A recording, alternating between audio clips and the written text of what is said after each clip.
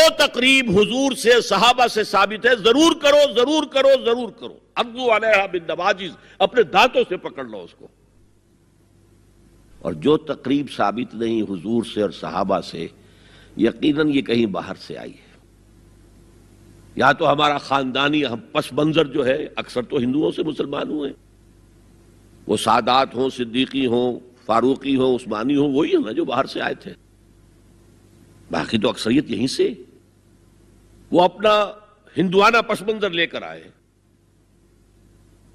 تو جس کا ثبوت صحابہ کے دور میں نہیں، وہ یقیناً باہر سے آئی ہوئی چیز ہے. اس میں پھر سادگی نہیں، اس میں کمی نہیں، جڑ سے کاٹو اس کو. اس بنیاد پر ہم نے 5 فیصلے کیے، ذرا سن لیجئے آپ بھی، اگر آپ کوئی سوشل ورک کرنا چاہیں اس کو عام کریں. نمبر 1، نکاح مسجد میں. حدیث موجود ہے، ترمذی شریف کی روایت، اعلنوا ھذا النکاح واجعلوہ فی المساجد.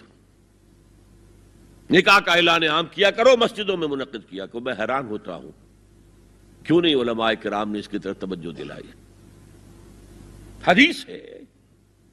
ہاں میں مانتا ہوں ان کا کہنا یہ ہے کہ یہ یہاں جو امر ہے کہ مسجد میں منعقد کرو، یہ امر وجوب کے لیے نہیں ہے، استحباب کے لیے. مستحب ہے یہ کہ مسجد میں. تو بھائی مستحب کیوں چھوڑ رہے ہو تم؟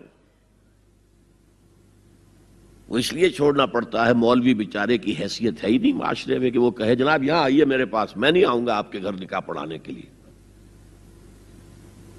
وہ اپنا رجسٹر بغل میں دبائے بیٹھا سوکھتا رہتا ہے. وہ تو آنی تھی بارات عصر کے وقت، مغرب بھی جا رہی ہے، آئی نہیں، وہ بیٹھا غریب. پہلے 20-30 روپے ملتے تھے، اب 200 300 400 ملتے ہیں. اور کیا ہے؟ میں نے انہیں یاد دلایا دیکھو شرم کرو. عیسائیوں نے آج تک اپنے چرچ کی اور اپنے پادری کی عزت یہ رکھی ہے کہ شہزادے اور شہزادی کی شادی ہوگی وہ بھی پادری چرچ میں آئیں گے. شہزادے کی شادی ہو رہی ہے تو جو ان کی پارلیمنٹ کے ساتھ ہے چرچ، وہاں شادی ہوگی. وہاں پردہ نہیں ہے، لڑکا لڑکی دونوں آمنے سامنے کھڑے ہو کر قول و قرار کریں گے. ہمارے ہاں پردہ ہے تو اس لیے لڑکی کے گھر بھی جائیں گے تو لڑکی تو محفل میں نہیں آئے گی. لڑکی کا ایک وکیل ہوگا، وہ وکیل اجازت لے کر آئے گا، 2 اس کے گواہ ہوں گے، ان کے سامنے اجازت لی گئی، پھر وہ نکاح خواہ کو اجازت دیں گے، وہ نکاح پڑھا دیں گے. پہلی بات یہ ہو گئی کہ نکاح مسجد میں. نمبر 2، نکاح کے موقع پر کوئی دعوت طعام نہیں، کوئی ثابت نہیں. دعوت طعام صرف ایک ہے، وہ ولیمہ ہے. اور اس قدر معقول بات ہے، سب باپ اپنے سینوں پر ہاتھ رکھ کر سوچیں اور میری بات سنیں. کیا بیٹی کو گھر سے رخصت کرنے کا وقت جو ہے وہ خوشی کا وقت ہوتا ہے؟ جب بیٹی گھر سے جا رہی ہو، کوئی جانور بھی آپ قربانی کے لیے، کوئی مینڈھا کو بکرا لے آئیں 8-10 دن پہلے اور بچے مانوس ہو جائیں تو وہ جب آپ ذبح کرتے ہیں تو پچھاڑے کھاتے ہیں کہ نہیں بچے؟ اور یہ لخت جگر ہے، نور چشم ہے، 18-20-22 برس گھر میں رہی ہے، وہ جا رہی ہے. خوشی نہیں ہے وہاں، صرف یہ ہوتا ہے اے سائی آف ریلیف کہ ایک ذمہ داری کا بوجھ تھا، اللہ نے آج پورا کرا دیا، اتروا دیا بوجھ. پھر بھی اندیشہ ہوتا ہے، پتہ نہیں مزاج ملے نہ ملے، نئے ماحول میں جا رہی ہے، وہاں جا کر ایڈجسٹ ہو یا نہ ہو، اندیشے پھر بھی ہوتے ہیں ذہن کے اندر. تو ان سے مرغ پلاؤ کھانا اور متنجن کھانا کوئی معقول بات نہیں ہے. معقول بات کیا ہے؟ لڑکا، اس کا گھر آباد ہوا ہے، وہ ولیمہ کرے، اس پر باقاعدہ حدیث اولبو ولو بشاۃ، ولیمہ ضرور کرو چاہے ایک ہی بکری ہو تمہارے پاس. ذبح کرو، کاٹو، کھلاؤ گوشت اپنے دوستوں کو، احباب کو. یہاں تک کہا کہ بئس طعام طعام الولیمہ، برا کھانا ہے ولیمے کا کہ اس میں غریبوں کو نہیں بلایا جاتا. ظاہر بات ہے مسلی کھلانے کے لیے تو ولیمہ نہیں ہوتا، اپنے احباب کو، دوستوں کو بلایا جاتا ہے. پھر بھی میں تم سے کہتا ہوں کہ جسے ولیمے کے لیے بلایا جائے وہ اگر نہیں جائے گا تو اللہ اور اس کے رسول کے حکم کی نافرمانی کرے. تو جس رسول نے اتنی تفصیل سے حکم دیا ہو ایک دعوت کا، وہ دوسری دعوت میں بھی خیر ہوتا میں بیان کرتا. جب نکاح مسجد میں اور کوئی دعوت طعام نہیں تو بارات کا تصور خلاص. بارات کس بلا کا نام ہے؟ قرآن میں تو کوئی ذکر ہی نہیں، عربی میں یہ لفظ ہی نہیں. اجتماع طرفین مسجد میں ہوا، نکاح ہوا. لڑکی کو حضرت فاطمہ کو رضی اللہ تعالی عنہا کچھ خواتین جا کر چھوڑ آئی تھی اس حجرے میں جو ایک انصاری صحابی نے حضرت علی کو دیا تھا. ان کا تو کوئی گھر بھی نہیں تھا. کوئی حضرت علی آئے ہوں اور آ کر وداع کرا کے لے کے گئے ہوں، کچھ بھی نہیں. چوتھی چیز، جہیز کا کوئی تصور اسلام میں نہیں. خالص ہندوانہ رسم، خالص ہندوانہ رسم، خالص ہندوانہ رسم. ہندوؤں میں کیوں ہے؟ وہ اس لیے ہے، معقول بات ہے کہ لڑکی کا وراثت میں کوئی حصہ ہے ہی نہیں. وہ تو جب گھر سے نکل رہی ہے کچھ دے دلا کے رخصت کر دو. دان دہیج یہ خیرات ہے، لڑکی کا حق کوئی نہیں ہے گھر پر. اسلام میں تو لڑکی وارث ہے.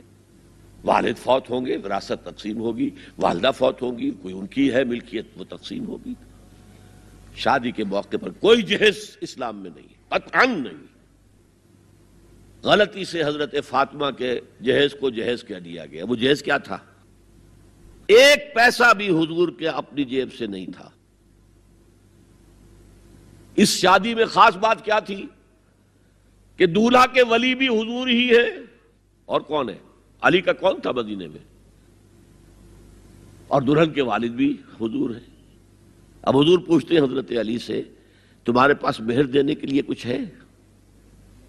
عرض کیا میرے پاس تو کچھ نہیں. وہ فقراء صحابہ میں سے تھے.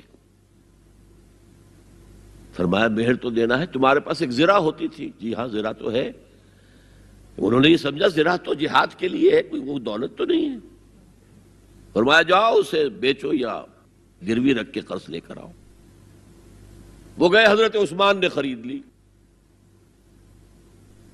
اور کچھ دنوں کے بعد واپس کر دی ہدیتاً. یہ زرہ میں ہدیہ آپ کو کر رہا ہوں.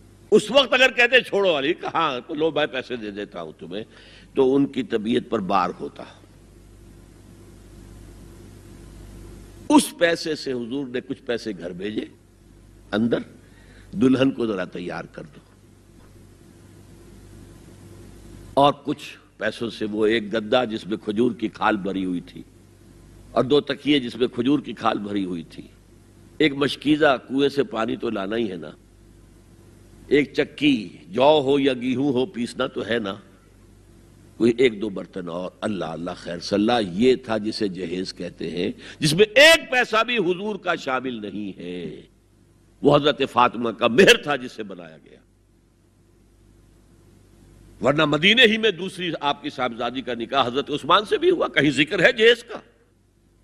حضرت عثمان کا گھر بھرا ہوا، ہر چیزیں موجود، وہاں تو کسی جہیز کا تذکرہ نہیں.